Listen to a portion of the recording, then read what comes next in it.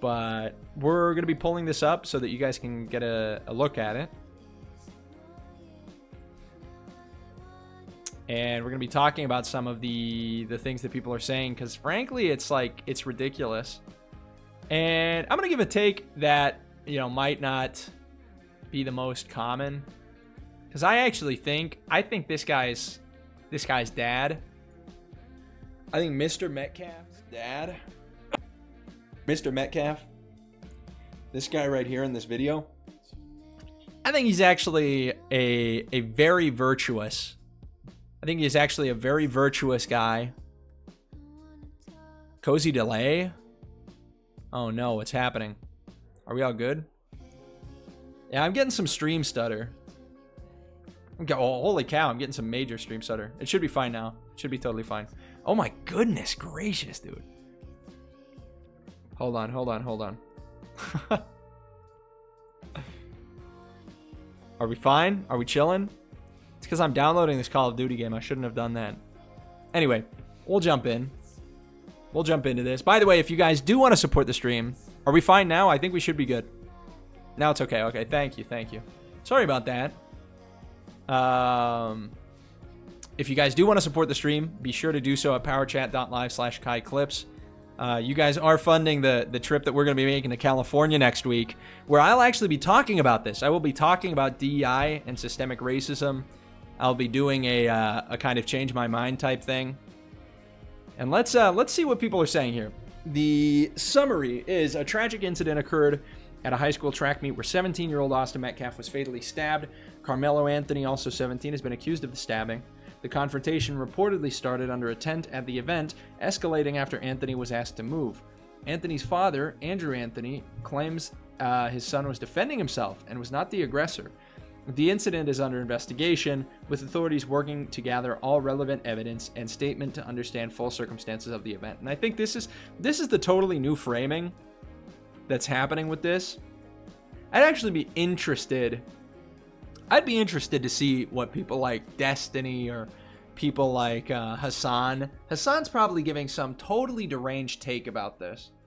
In fact, let's check this out. Let's look up Hassan Abi. I wonder if he's streaming. He's on Twitch.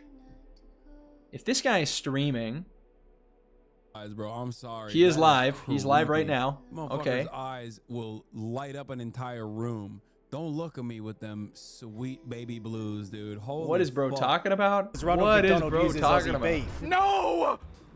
Okay, well, can I go back? Can I see?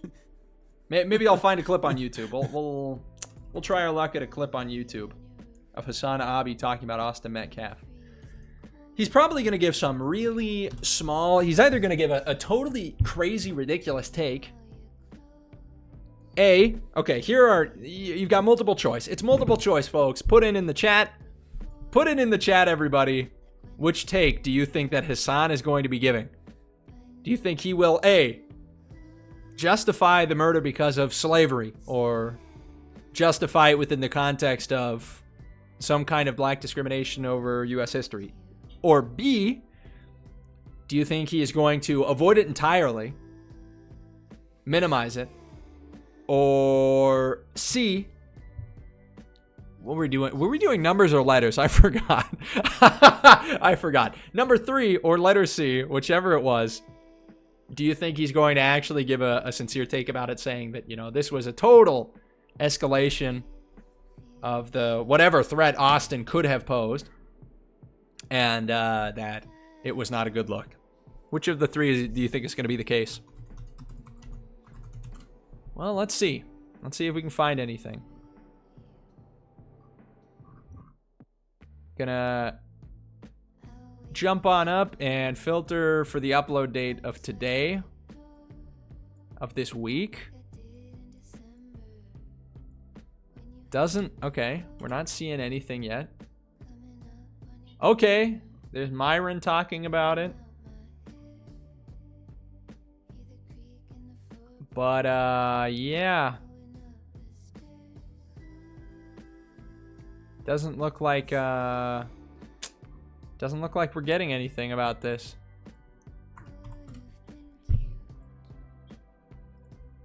Michael Knowles. But nothing from Hassan, at least that I'm finding on YouTube. Well, we'll give him the benefit of the doubt and say I'm just not finding it. Maybe he hasn't talked about it yet. Maybe he's going to talk about it later. Or maybe Vosh. Maybe we'll look at Vosh, what he's saying.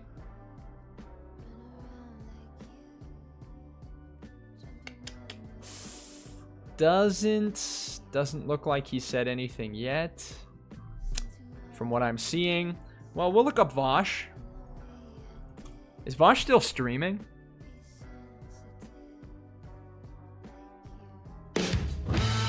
Best Vosh debate moments. 2022-2023 edition. This is the first thing on his YouTube. He hasn't made any posts. Oh, no. He just made a post. He just posted 3 videos on his YouTube channel. None of them are about Austin Metcalf. They're just about tariffs.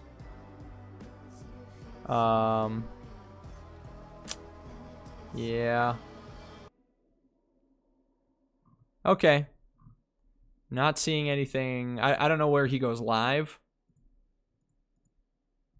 Vosh.gg. He's offline. Okay.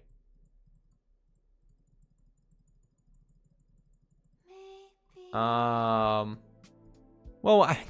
do I have to make an account? I don't want to make an account. Yeah, I don't. Yeah, I'm not trying to make an account on here just to ask if he's said something about it. Well, up until now we've had silence. It's been over 24 hours. This is like a huge deal. I understand for left-wing streamers it might not be. For anybody who has like a sense of moral justice and whatnot, it is a big deal, but all of the above except the last one. Yeah, he will cover Nazis using the event to spread hate. I'm sure he will. That's always what the take is. This murder is bad because Nazis got to use it. It's like, instead of addressing if there's any kind of legitimate, substance to the things that people say, it's always, this is bad because the people I don't like are using it. Well, what if what they're saying, what if the people who you don't like are saying things that are true about it? What if the fact that they have something to say indicates that there is like some legitimate grievance? I don't think so. This is the way these people think.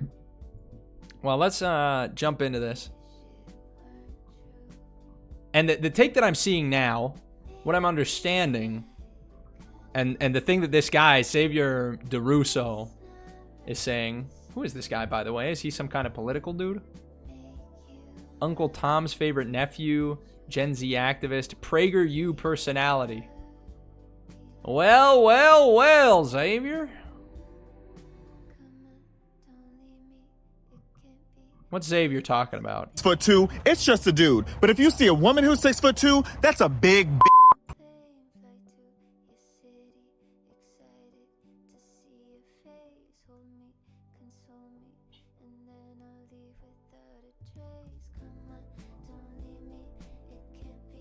Okay. Okay, man. Okay. If roles were reversed. For what it's worth, if the victim was also black, then this would not have received any coverage/outrage. True. Black on white crime, internet noise, black on black crime, crickets, white on black, board up your business, black on Asian crime, it's a Thursday. That's not a bad tweet. That's not a bad tweet. Maybe, is it redeeming? This is crazy, dude. What is that song? The Bachelor, Baby Chief Doit? We're gonna listen to that song. We're gonna see what our guy Mello was listening to. What was going through his head?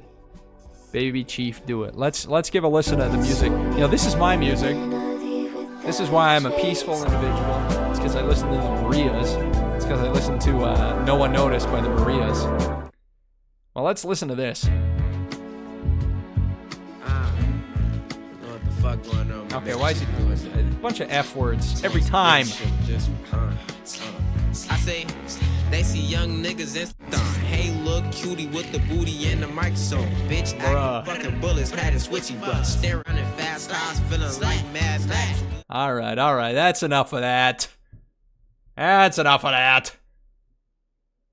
This is him playing football. This is a crazy looking photo. Some information regarding the black student who murdered Austin Metcalf. Carmelo went to a different high school, played football for Centennial High School in Frisco, Texas. Austin went to Memorial. The murderer loves hood rat culture, seen here holding guns irresponsibly. I have a photo that looks kind of similar to this, I can't lie. Where I'm holding the Draco. Where I'm holding the Draco AK. Not like him, not throwing gang signs. It looks more like a GTA loading screen. Might be an aerosol gun, still ghetto.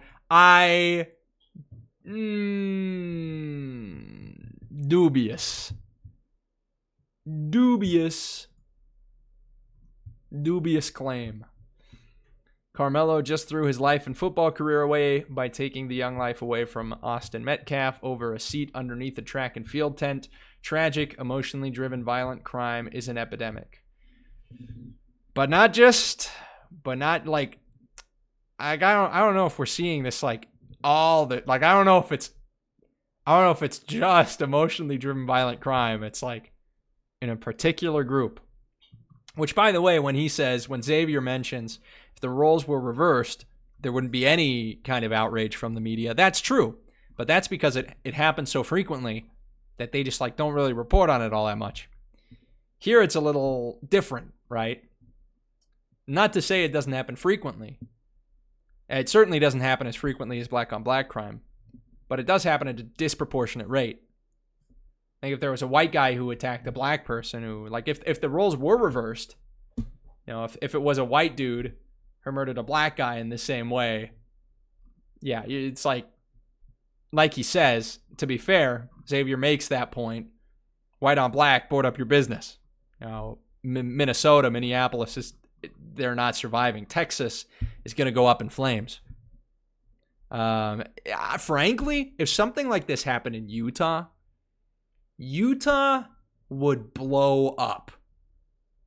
I think Utah would explode. Salt Lake in particular, I say Utah. I think Salt Lake. Salt Lake would blow up.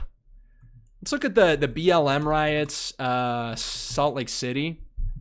This was crazy. This was like nothing happened in Salt Lake. And what did we see? Huge protests at the state's capital. Like tons of vandalism and graffiti of it.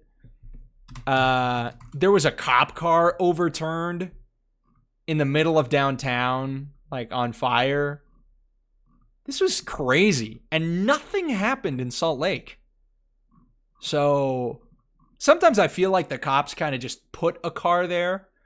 A lot of the time, you know, I think about this. I'm like, maybe the cops just like, you know, put the car there. It's like when you give your dog a chew toy, your dog's like real hyper, and you give your dog a chew toy knowing it's going to like shred it to pieces, but you paid like $1 for it. I think this is actually what happens with these cop cars and whatnot. I think the fact is that the police, you know, throw a car there and they're like, just tear the car apart. Please don't start torching buildings. I think that is something that happens pretty frequently. I could totally see that happening. There's Tyler. Let's give Tyler a call. Let's see what this guy's up to. Let's see what my brother Tyler's up to. Salt Lake is white, that's why. Yeah, but it's full of Elizabeth Warren voters, man. It is full of Elizabeth Warren voters. It is full of these liberals and leftists. Is Tyler ending his stream? Yo, Tyler, we got a game, man. Hey, yo, Tyler, we're trying to game, dude. Leftists. Is he logging off, or are we still going to be able to game? I hope we can game. But what's up, Tyler Russell heads? Good to see you guys. Thank you guys very much for spending a little bit of your Friday with us. For those of you who don't know, we are back up on YouTube, posting the old compilations. I don't know how many of you guys have seen those from back in the day. If you haven't, go check them out right now. Go check them out right now. They're incredible. Well, maybe wait till the end of the stream and then come in. But hey, we're very happy to have you guys. Look at the shirt I'm wearing. Hey, by the way, Russell heads. Hey, Tyler Russell heads, look at the shirt I'm wearing. It's good to see you guys. But yeah, so lots of crazy takes. Lots of crazy takes here. I imagine most people saw this video. It's worth rewatching just for how sad it was. There was this kid, before I knew his name now, this kid was sitting under our tent at track. We asked him to move. He started getting aggressive and talking reckless. And my brother stepped in and said, "You need to move." He's like, "Make me move." Austin grabbed his backpack. The kid, I tried to whip around as fast as I could, but I didn't see the stab. But then I look at my brother, and then I'm not gonna talk about the rest. So just that's just what I saw. And I tried to help him, but it was just senseless. It was really senseless. Really, I don't know why a person would do that to someone just over that little argument. It's just crazy in this world nowadays how people just up and do that. Like that man has a family. That man has people that care about them all the time, and he did everything for our family too. He was a strong man. He was a strong kid. There was this kid. It's very, very sad. The other thing is like you see Carmelo's face here. That's his name, right? Carmelo. You see his face here, and you see that he is, to some degree, to the degree that he is capable of it, coming to a realization of what he did. And that's important. I think that, frankly, and I know this is not like the popular take to give, given especially how brutal, how senseless this killing was. Get that off my timeline. I'm trying to read about Austin Metcalf. I think given how senseless this killing was, it's like it's very tough. It's very tough to feel any kind of empathy, and it's totally a straw that breaks a camel's back. I would be very interested to see what he has said about it. It actually would be very interesting to see if he's made some kind of statement. I doubt it. I imagine that any kind of lawyer, any kind of representative is advising that he just not say anything. I like to believe that he is feeling some kind of remorse. I hope so. But we can't be sure of that. I like to hope for the best. But it's just like, this is crazy. It's like getting stabbed. Cannon Hinnett, exactly. Thank you for not forgetting that name, White Builder. Cannon Hinnett is another case. By the way, chat, I talked about this. I talked about this years ago. Or years ago, yes. But also right when I was at Notre Dame, just a month ago now. A month ago, when I was at Notre Dame, I talked about the importance of remembering. The importance of remembering and how that influences politics, and also how it is important in our personal lives. And I think remembering people like Austin Metcalf, remembering people like Cannon Hinnett, children like Cannon Hinnett, right? If we remember these cases, it will allow us to make much better decisions when it comes to actually, finding solutions. We start to see it as much more real. The problem is we respond so quickly, and then we totally forget. It's totally memory hold, and that is exactly what the establishment in this country wants, is they want people to just totally forget about all of these egregious cases. And the idea too, it's like, yeah, what is this? Someone grabbing your backpack is not grounds to stab them in the chest. I don't know why people are mentioning that.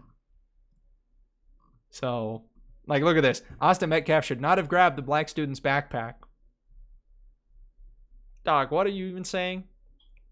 My brother in Christ, what are you even saying? So, not a good call there. Not a good thing to bring up. Why did he have a knife at a track meet? That's the other thing. I remember in Argentina, this was crazy. When I was in Argentina, we were in this area. It was a more rural area called Palmyra. And we were hanging out there. We were taking a bus back to our home, back to our apartment. And we're sitting there on the bus, my comp and I look over and there's like a bunch of these middle school or high school kids. I think they were high school, probably like freshmen. The schooling in Argentina is a little bit different than it is here. So it might not be exactly high school for us, but they're about the age of like an 8th or a 9th grader. We're going to put back on the indie in the background so I feel mellowed out. But anyway, so we're there. And first of all, oh my goodness, kids in public, like when they get into groups, when they get into their little cliques, they're the most annoying thing ever, dude. And I imagine that I was probably a little bit this way when I was younger. I imagine that whenever my friends and we walked into a grocery store, we would walk into a 7-Eleven or something. I'm sure the attendants, the people working there are like, oh my gosh, these people again.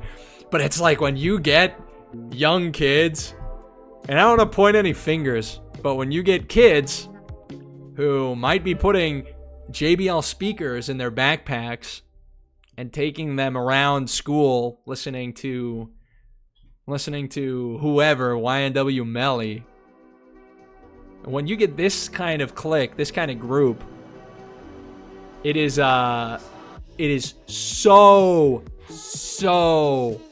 testing of patience.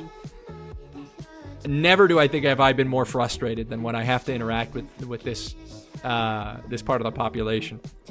I don't want to be too mean about it, but this is super frustrating. This demographic of young children, I hate. Oh, it really frustrates me. I don't want to say I hate them. I try not to hate anybody, but it's like, wow. Anyway, we're on this bus, and look over to our right. There's one of these kids here, and he was totally the type. You know, he's this kind who's like going up and flirting with like the girls in his class, and he's like chewing a bunch of gum, and he's like acting goofy. And I just, by the way, hate that whole way of acting as well.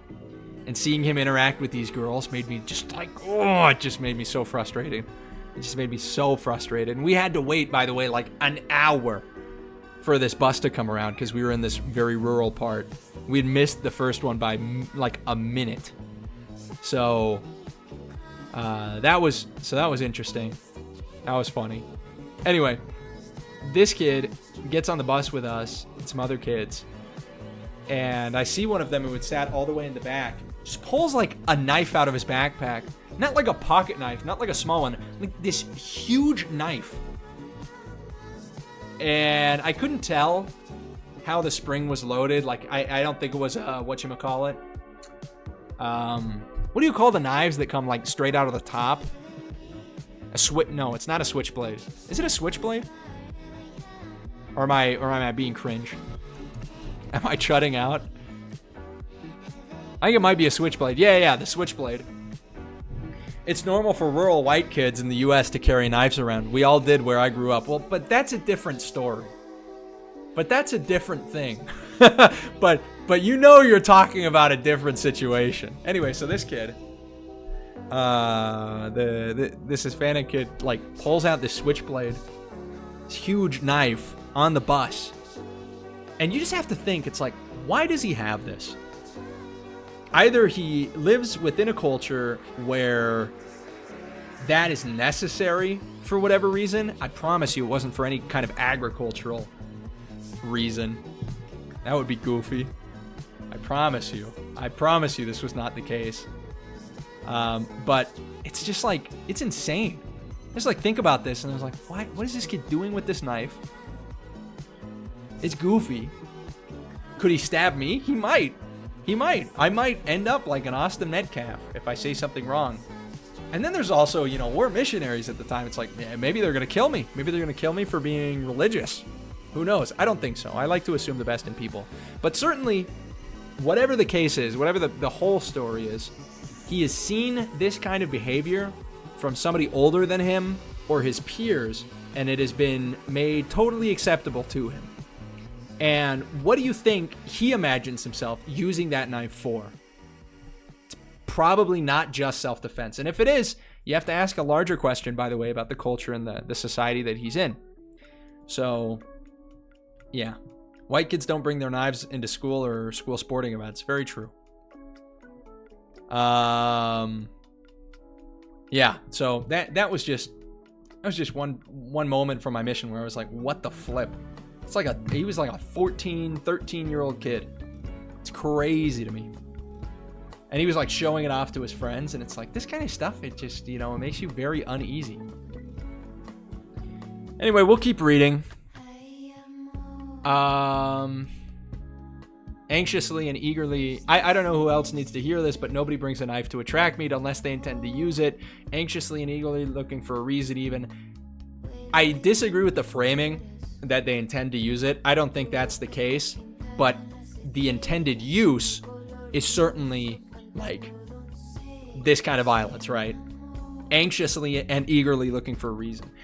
This is like, whatever, by the way, whatever your political opinions are, you have to understand the capacity of a weapon, whether it be a gun or a knife, to escalate physical tension. And you have to be thinking, okay, if this is like something that's happening in the street, if this is something that's happening at a bar, if this is something that's happening, some domestic dispute, you're understanding differently what went down. But they're at a school. They are at a track field. And bro brought his knife. This is a totally different case. There's a reason that we try to keep these weapons out of kids' hands, first of all. Second of all, and they're basically adults. They're 17 years old. So out of these kind of adults' hands. And then the second one is there's also a reason that we see schools, right, as weapon-free zones. And it's because we understand this is a conflictive environment. There are conflicts in schools. And when you bring weapons in, you have now escalated, you have increased the potential of a violent situation to be turned into a lethal one. That's just the case. That is true. I don't think, for example, that America is particularly more violent than some other countries. America just has more guns, causing the lethality of some kind of violent encounter to be multiplied. And that doesn't mean we have to take all guns away. I think that's the wrong way to go about it. All of the totally anti-gun arguments don't seem to make a lot of sense when you really walk through them. But it is to say that, well, hold on, big issues here. There's some big issues here with who is getting the guns. And there's an even bigger issue when a young kid, a 17-year-old, feels the need to take a gun to school or a knife to a track field. You have to ask why he's doing that. And you have to certainly agree with what Amiri King here is saying in the second part, which is that he's anxiously and eagerly looking for a reason. This is exactly what I talked about on Out of Touch. This is exactly what I talked about on Out of Touch the other day, if you guys don't recall. What I talked about on Out of Touch was this idea that libertarians have, which is not good, of fantasizing about violence, like awaiting the moment that they'll be able to exercise their First Amendment right to take somebody's life. I think this is often the way it is, but with like gang and thug violence. That often occurs. It's this idea of being a new YNW Melly.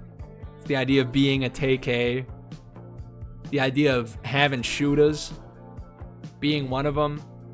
And the problem is, it's like, what kind of outcome is there, by the way, for this guy? What is the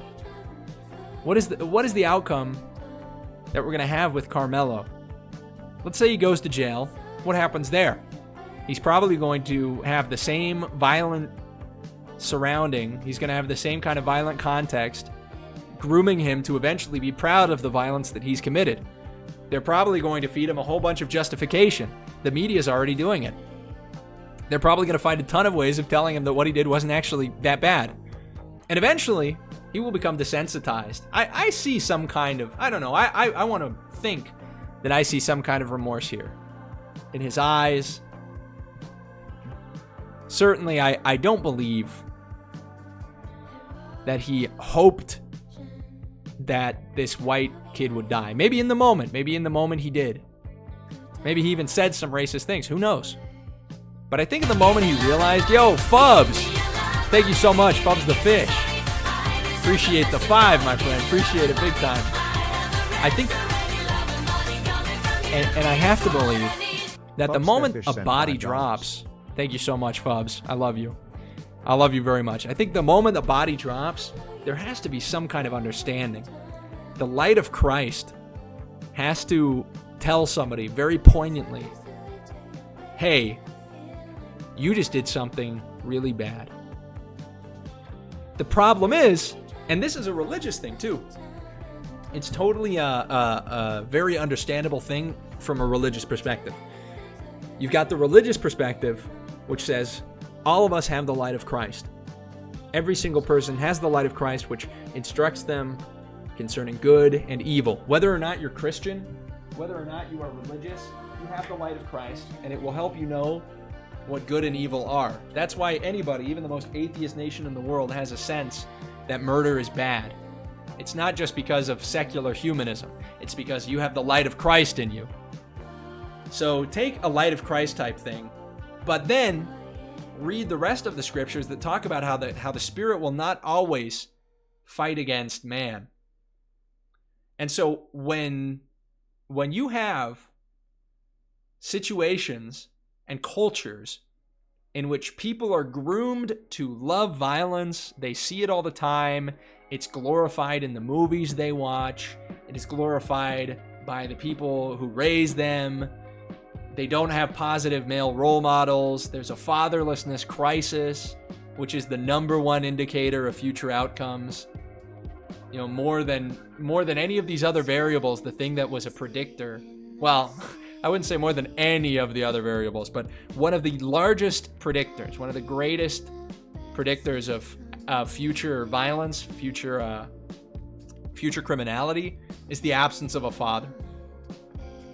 So that's the thing. But when you have somebody in this kind of situation, in this context, the Spirit very easily is tired out by the justifications that society will put to the bad things that they do. The Catholic version of this is the consciousness. It's a reflection, or what is it? It's I always forget this. This is an analysis, I think, of conscience, which is a very cool idea. Understanding how we've been desensitized to evil things. And there are plenty of poor decisions I've made in my life that I can directly contribute to probably the internet making it look cool. We are not immune to propaganda. I think every single person needs to realize that we are not immune to propaganda. I don't care how smart you think you are. You are not immune to propaganda. I assure you. And the large-scale propagandizing that has occurred is basically the glorification of this kind of murderous culture. A murderous culture, particularly in certain communities, because the Asians, look, the Asians are a little bit crazy. You know, these are the kamikaze pilots of World War II. The Japanese are wild, but they do not live. They are not a murderous culture. I've heard it. Look, man, the rape of Nanjing, that was some messed up kind of stuff. That was messed up stuff, but the Japanese do not have, they have not created this murderous culture. So, I will say, this seems to be a problem in one particular group. And then you have to get into the larger questions of how does that culture arise? And it's, you always talk about this, I feel the same thing happens, and I got so frustrated listening to a show called Ward Radio, which is an LDS show. I got so frustrated listening to the show yesterday because they totally didn't understand the way that this works. Nobody understands this. This is one of the things, like racial issues are one of the things that the mainstream is the worst on. Because if you ask somebody, okay, so why did this culture get created? And why does that culture seem to thrive, seem to exist, even when you totally remove somebody from their original environment? It's like, Well, I don't know. They totally think it's a chicken and an egg kind of deal. It's impossible for people to take one step further and ask, well, what creates culture? Well, people do. What creates people? Dad, that's where you get them. Well, what are people made of? This is an important issue. And you have all kinds of lies being told, all kinds of stories being told about the history, the racist history of the United States. All kinds of lies being told about how it is totally the fault of the white man that black people are in the economic state, are in the impoverished state that they are now in. But if you look at something, or that it's the fault of slavery, and that's where we go into what I was trying to look up right before this speech, or right before I said speech, right before this this stream. I want to see if we can find it. Let's do some research. Why don't we? So we looked at the data. Let's look at the data, guys. Let's look at the data. We're gonna go to Google Scholar. We're gonna look up income disparity in America between free blacks and, well, it would be born free blacks and born slave blacks after 2 generations. Let's see if we find this article. This is it. This is the one. I found it. We're good. Boom. Got it. This is it. Slavery and the intergenerational transmission of human capital.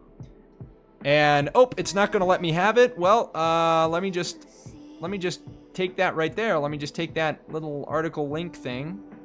Just go right over here. What's that? Here we are. That's a cheat code, by the way. Any of you guys who are ever trying to study some interesting data, if you're ever trying to find interesting things and you're having trouble reading the actual articles because they're all gate-kept by the same scientists who are so pro-science, everybody be like, just study, dude. And then they gatekeep their studies behind paywalls, behind being part of an academic, global hegemony. By the way, what's up with that? Can we talk about that? Oh, you want to actually read us debunking you? You want to read us debunking you? You want access to the actual scientific literature? You better be part of a huge international community of intellectuals. You better be part of higher education. It's like you can't even consult the original sources that they're trying to cite. You can't even consult the data to read it for yourself unless you have already paid money most of the time to be in a educational institution like a university in order to actually have access to it. They won't give you access until you've already given them money and they have given you, or you have given them basically access to your mind. Unless you're in college and they can already get to your brain, they can already start manipulating what you believe and think and the way you see the world. You can't even read what they're trying to disprove. You can't, or what they're trying to tell you. You can't even actually read the literature about it. So that's something that's very interesting. Just quick go off there, because I hate the fact that studies are gatekept a lot of the time. Where is this? Let's look up. Well, no, let's just look here. Scroll through. I want to find this part. Yeah, so this is in 2 generations, blacks born in the South and blacks born outside of the South had very similar literacy rates. Whites, by the way, also had a difference in literacy. This was certainly compounded by the effects of slavery, the literacy rates of blacks born in the South. But look at the jump you make in less than 80 years. You have a huge jump. They are nearly equal. And then you see, hold on, where is this? Occupational income.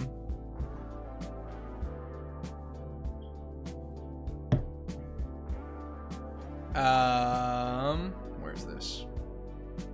There's one specific part that I found. I may have already jumped it. Where's our conclusion?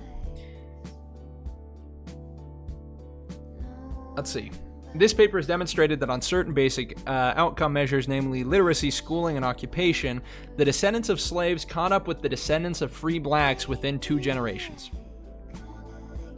So, this idea that has been propagated, that has been pushed by leftists and liberals, that this original sin of slavery was what has contributed to all of the economic disparity that exists now, is plainly not the case.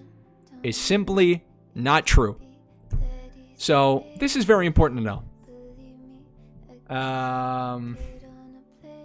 And it says, this statement is particularly true when we identify the effects of slave status by comparing descendants of free blacks and slaves who reside outside the South. If we instead measure the progress of free blacks and slaves and their descendants relatives to whites born in the same regions, then we find partial but not complete conversions, because income and wealth are not observed directly and years of schooling is not observed until 1940.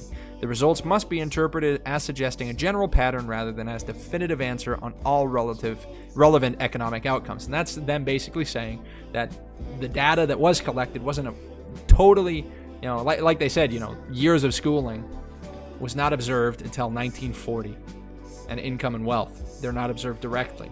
But observing these patterns and observing these trends, you begin to see what the actual trend was, and you see that within 2 generations, blacks and blacks who were slaves, or the children of slaves, and blacks who were born free, have basically the same outcomes of literacy, schooling, and occupation.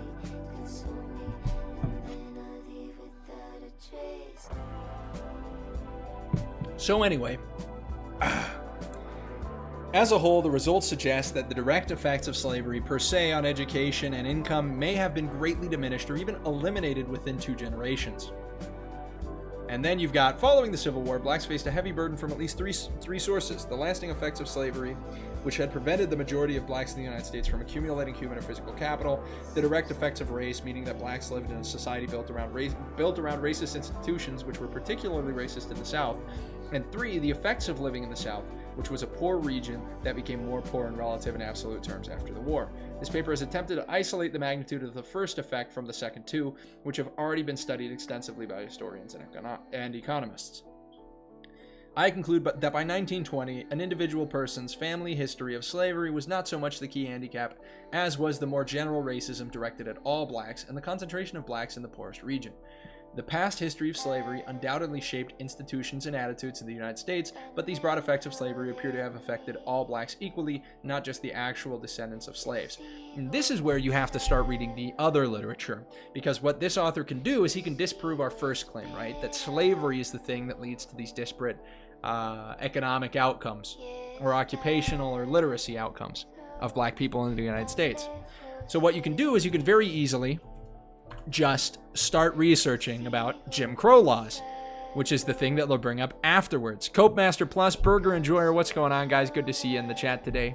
Good to see you guys. And remember, if you do want to support the stream, send us a super chat. Send me. I don't know why I say us. Send me. It's just me. It's a one-man show. Send me a super chat at powerchat.live/KaiClips. If you want a song request as well, you can do a song request through there. We're vibing out to some indie chill radio right now. Glory of the Snow by Claro.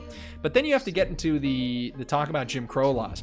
But the Jim Crow laws themselves, and redlining aren't things that have any kind of significant, as we've seen today, actual influence on the real state of affairs for an African American in this country. But what I like to look at is a more ideological position.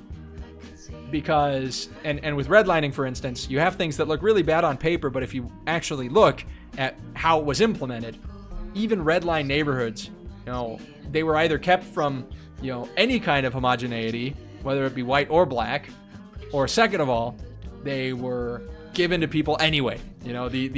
These homes that were not supposed to be given, or these places, these loans that weren't supposed to be given, were given anyway. They were given anyway to black people, despite the fact that they were set on paper to be higher risk.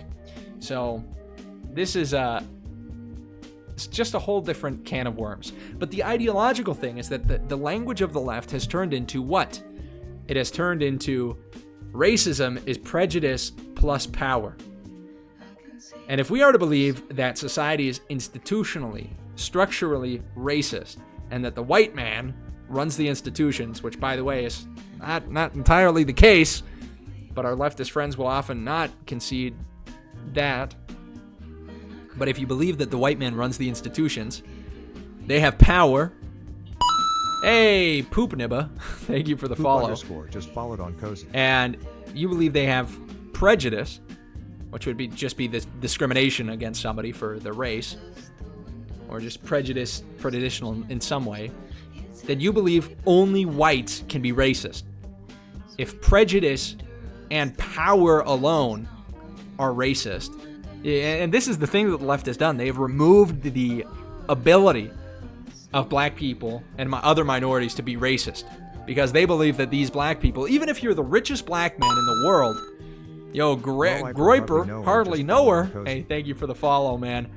If you believe that racism can only be done by somebody who has institutional power, then you have effectively removed the ability from all black people of being racist. And what else have you done? You have made white people the only group, the only people who can be racist. So if you have everybody else who, by your own definition, and this, by the way, is the way they have rewritten the definition of racism. I remember this was a huge deal a few years ago. Was it Merriam-Webster that changed it?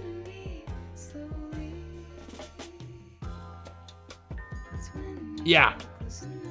The second definition of racism that they put up: the systemic oppression of a racial group to the social, economical, and political advantage of another. So, there you go. Change in the word racism.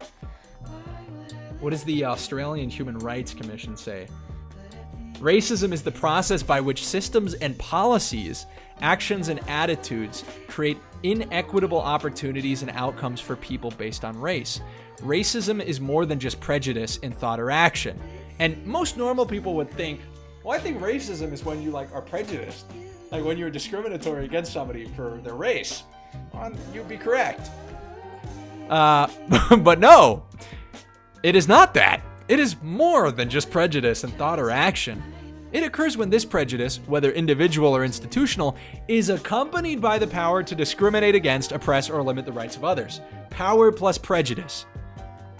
And unless the left is willing to admit that other minorities can have power, they are basically telling you, we can't be racist, you can. And what is the worst thing to be in the United States? What is the worst thing to be in the world? A racist. And if you start looking at the way they have framed this philosophically, and you look at the revolutionary ideology that is espoused by most of these people, you have a total justification, frankly, for violence against white people. Founded on totally unjustifiable historical interpretations like slavery, like we just talked about, but also founded in what is truly racist, which is a hate for white people. So, anyway.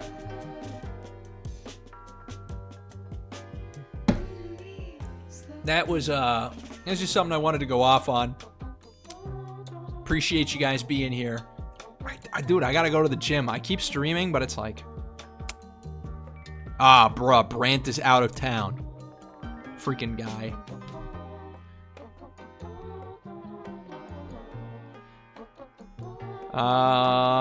We're listening to Claro in the background.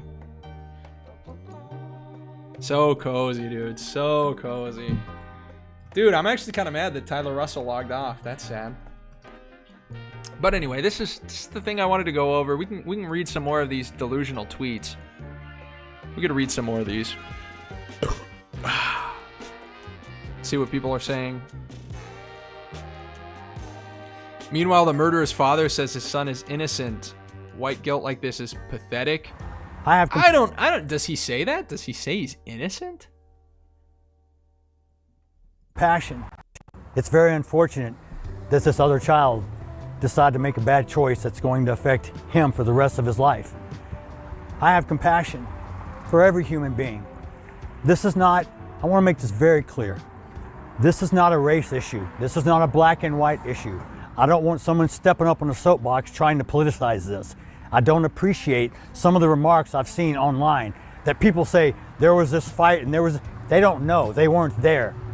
It's very unfortunate that this I other wish I could child just get the full decided video to make of a bad this. choice. Can I just get the full video of this? Yeah, I think the bad choice is an understatement. But frankly, I understand where the dad is coming from. It's like, imagine as a father, could you imagine saying that? Like what he said, could you imagine saying that? That would take an incredible amount of self-control.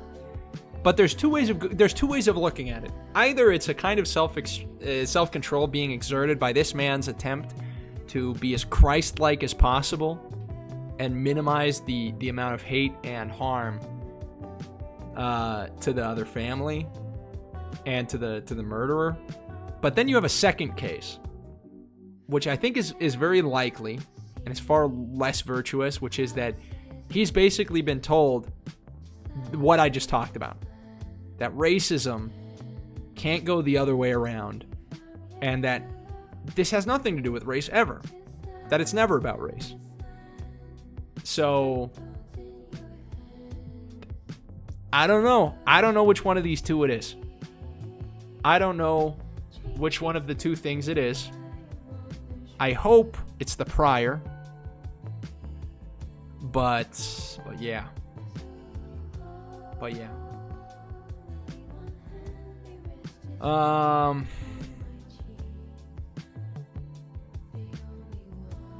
What else is going on here?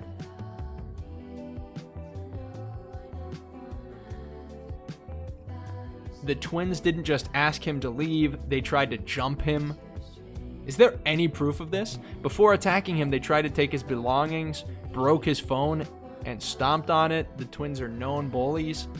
So ask yourself, if two 200-pound attackers came at your child, what would you expect them to do? Well, if this was my child,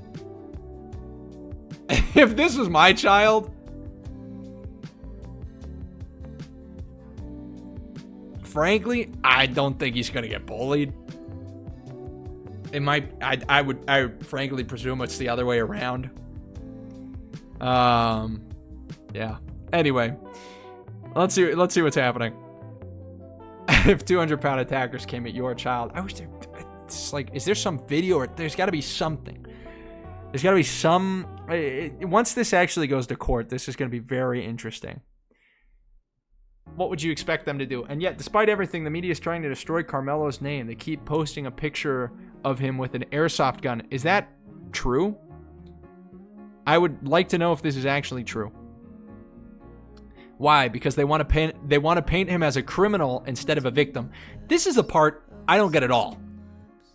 How is he a victim? This is the part where it gets insane to me. How is Carmelo a victim?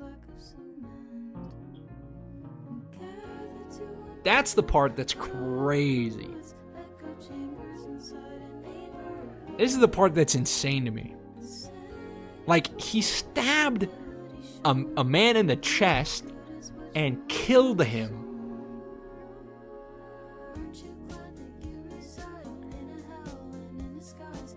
Yeah, I don't know. I don't know.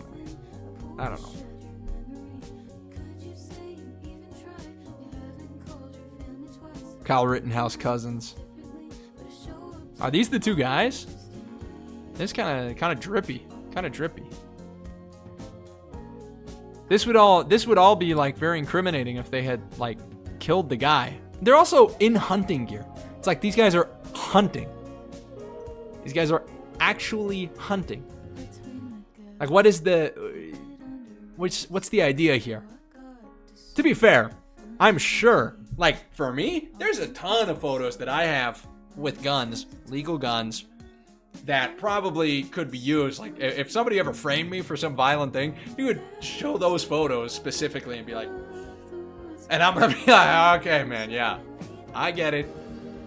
It's a bad look. I shouldn't have pointed my gun at my phone camera and looked like a thug. I apologize. So, to be fair, we gotta be fair about this. We gotta be neutral about this. There could be a lot of bad looks from a lot of people. I'm not saying that the one photo of Carmelo with the gun, which I don't believe is airsoft. That would be interesting to see the way that they prove that. Like, what is this guy, by the way, what is this guy's relation to him? He's from Chicago.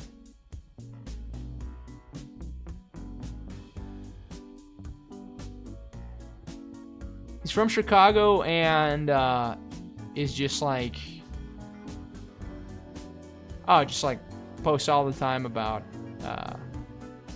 not liking white people, maybe.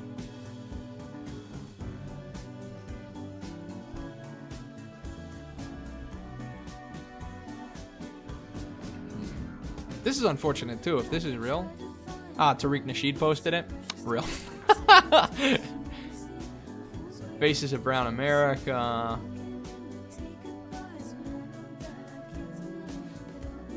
Tupac shoots up 2 police officers. Oh, okay. Rip Pac, Tupac. They couldn't handle you in real life, and especially in death. Didn't stop nothing, TBH, and he beat the charges, too. N-word's not built like this today. All for being down for our people. What is this? Hey, y'all get out. Get the fuck down. Get it.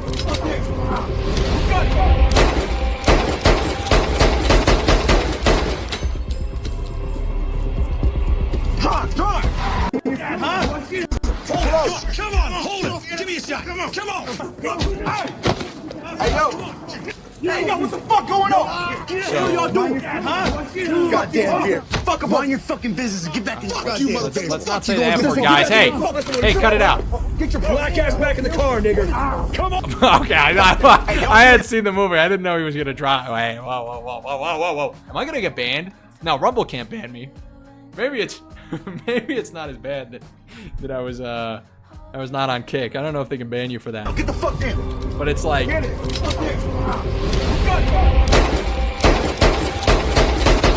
this is crazy. I don't know how real the situation portrayed in this movie is, but it's like this comment, this like vigilantism, that is insane. That is kind of like the whole problem. Like this comment right here, Rip Pac. They couldn't handle you in real life, especially in death. Didn't stop nothing, TBH, and he beat the charges too. And was not built like this today, all for being down for our people. It's like, that's kind of like the problem. That comment is kind of like what we're talking about. If most people had their way, black Americans would hate ourselves, hate America, be a nationless people, feel no pride in our ancestors. That's so interesting, considering that historically we've been the biggest supporters of everyone else. I don't know how true that is. Rip Hustle. Crap's still crazy to me. A buster clipped you for no reason. That stuff dumb, but rest up. 6 days after my birthday, I can never forget. Didn't stop nothing though. Nipsey Hussle rapping Tupac's White Man's World in the studio. I hate the non-black melanated foreigners think they're better than black Americans. They the most racist to me. Oh, well, I guess it was based on this. I hate the black people think that think they better than hood folks. That's keck. Let's see what else he posts. Is he gonna post something that like totally justifies racism and murder? I wonder. I wonder how far we have to scroll to find it. I wonder how far we gotta scroll.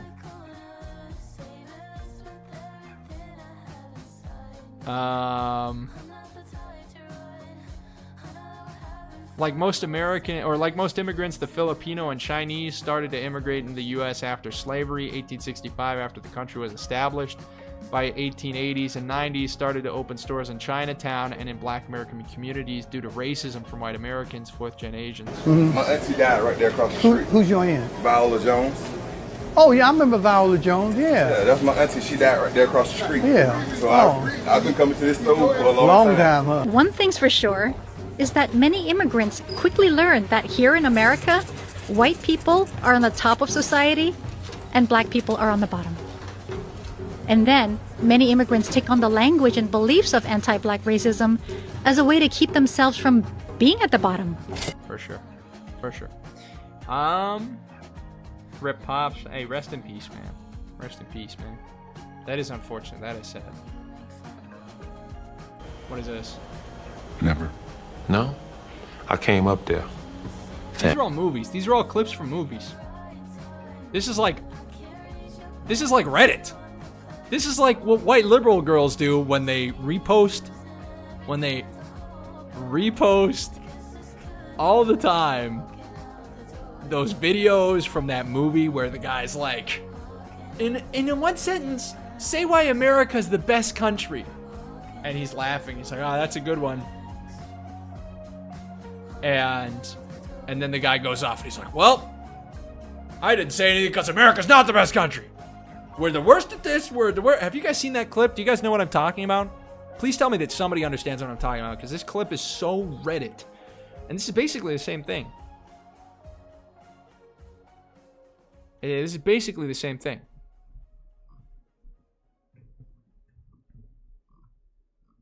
All right, what else we got here? I'm Aries. No way, dude. This guy's posting about astronomy. That's crazy. That's insane. I'm Aries. Yo, Himmler Groiper. LIPAPG. Good to see ya. Epic Swag Gamer. Giga Flu. Cope Master Plus. Good to see you guys in the chat. I understand what you're talking about. Okay, thank you. Thank you. Thank you. Aries season loading. Lol. Respect our community. Can't come in here, bro. Not like that. Can't come in here, bro. What happened, bro? Bro, you gotta leave, bro. You gotta leave, bro. You can't come in here. This guy speaks Spanish. I'll tell you guys what he says. Me what, bro? Me what? Y'all gotta go, bro. Y'all gotta go, man. Grab your stuff and go. You pay me. Bro, grab your stuff and go. You pay me, Tucker, bro. Just go home. You pay me, Tucker. Pay me, Tucker. Let's go home, bro. I want home game. I don't know what he's saying. Fuck you. Go home, bro. Just go to the crib. I can't tell if he's Asian. Oh, no, now he's speaking Spanish.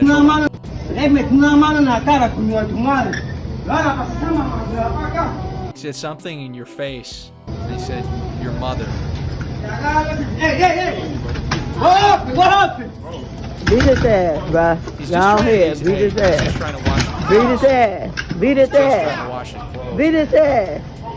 Oh, fuck now, because he's doing too much. Beat his ass. Get his ass up out of here. And then you got the, yeah, beat him up. He's doing too much. Beat him up. Kill him. Stab him. Hey, bitch, stab him with the knife. Murder him. He was trying to wash his clothes. I mean, I don't know the full story here.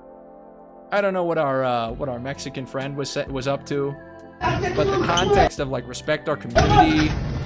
I mean, this guy, what did he do? He's like trying to get inside of the place to wash his clothes. He's trying to get inside the laundromat. Is this so bad? Is this so bad? It's building their own medical center. They're building their own medical First of all, the Black Panther Party are tuned to the needs of black people and other oppressed people.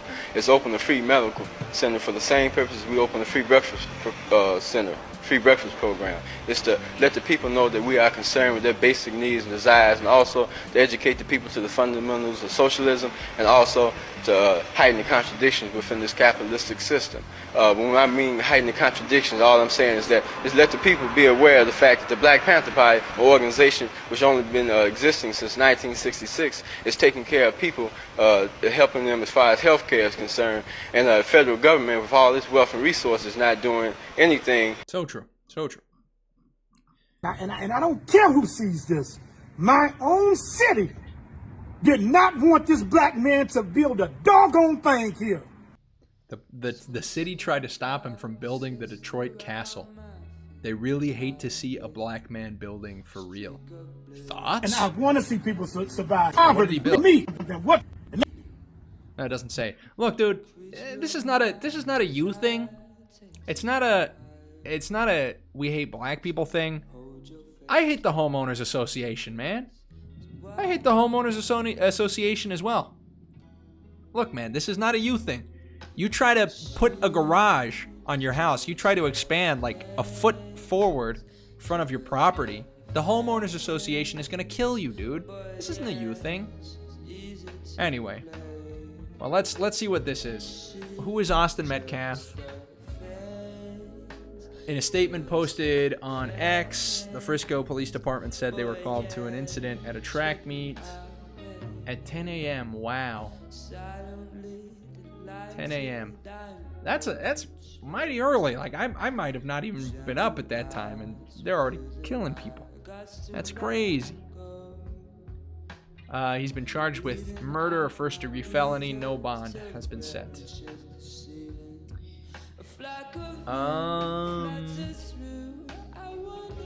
He was MVP of the football team, been planning to go to college. The two teenagers did not know each other. Metcalf told Anthony he was sitting in the wrong area, sparking an angry response. Describing his son, Jeff Metcalf said he was on the right track, he was loved by many, he was a leader. Austin's twin brother, Hunter, saw the stabbing take place. They were twins, identical twins. His brother was holding on to him, trying to make it stop bleeding, and he died in his brother's arms. I rushed up there and I saw him on the gurney, and I could tell they said he wasn't breathing. As of 3:40 a.m., fundraiser set up on GoFundMe in memory of Austin Metcalf, who would describe a sweet young athlete who was tragically killed. It's raised $15,000 of the $20,000 target to help support his mother Megan and his twin brother Hunter. Rip, man. That is actually very sad. On his Facebook page, Jeff Metcalf, a realtor, described himself as a single dad who loves his son more than anything. Hey! Yo! Thank you very much for the super chat. Thank you very much for the super chat, friend. Jimmy sent $10. Thank you, Jimmy. Thank you, Jemmy. They pronounced it Jimmy. The AI pronounced it Jimmy, but it's Jemmy. Thank you, Jemmy, for the $10 super chat. I appreciate you. If you want to throw up a sign request, just let me know, pal. Appreciate you big time. Can we get W's in the chat for Jemmy? And for Fubs, who donated before. Thank you, Jemmy. Thank you, Fubs. You guys are the best. You guys are the best. This is kind of an interesting dynamic that I'm seeing here. So Jeff, the father, like the parents are divorced. Who set up the GoFundMe? Did the dad set it up for the mom and the brother? It's very interesting. Very interesting.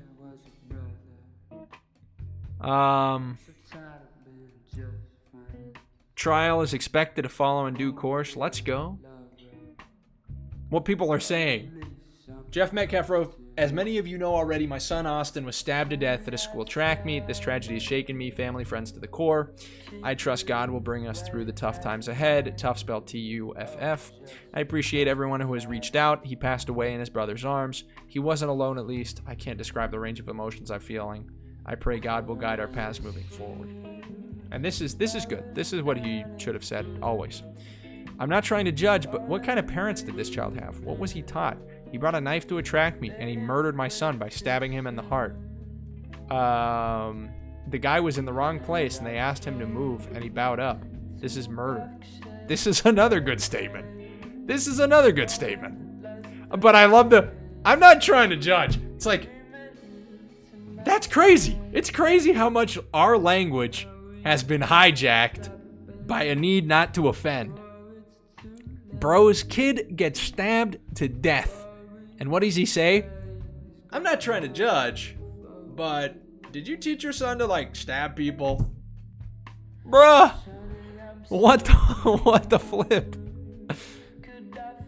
Who is Carmelo Anthony?